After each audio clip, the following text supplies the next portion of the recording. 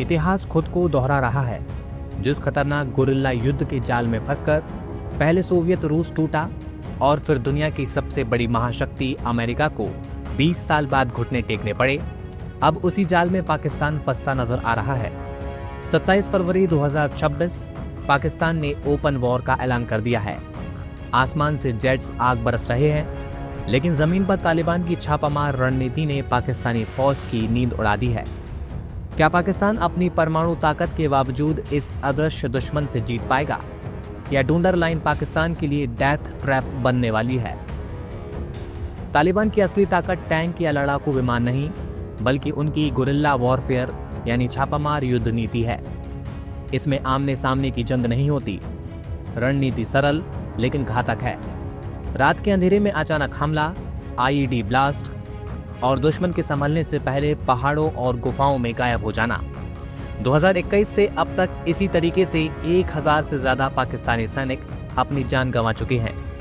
पाकिस्तान के पास दुनिया की 7वीं सबसे बड़ी फौज है, लेकिन ऊंचे पहाड़ों और सकरी वादियों में ये फौज उस साये से लड़ रही है जो दिखाई ही नहीं देता। 1980 के दशक में सोवियत रूस की विशाल सेना 10 साल तक इन्हीं पहाड़ों में सिर पटकती रही और आखिर में बर्बाद होकर वापस लौटी।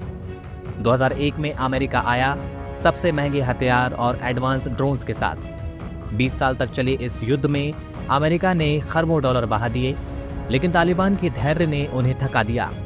आज पाकिस्तान वही गलती कर रहा है।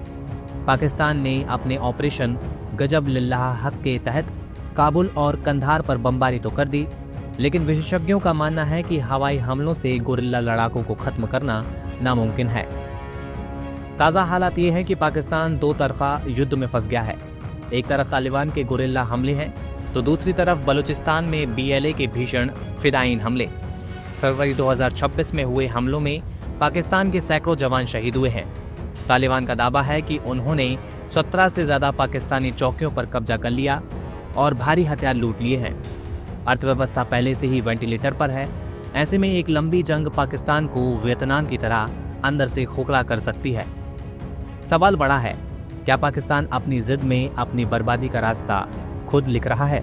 क्या अफगानिस्तान एक बार फिर महाशक्तियों का कब्रिस्तान साबित होगा? आपकी क्या राय है? कमेंट में जरूर बताएं। डिफेंस और वर्ल्ड पॉलिटिक्स की हर अपडेट के लिए कैमरा 24 को सब्सक्राइब करें।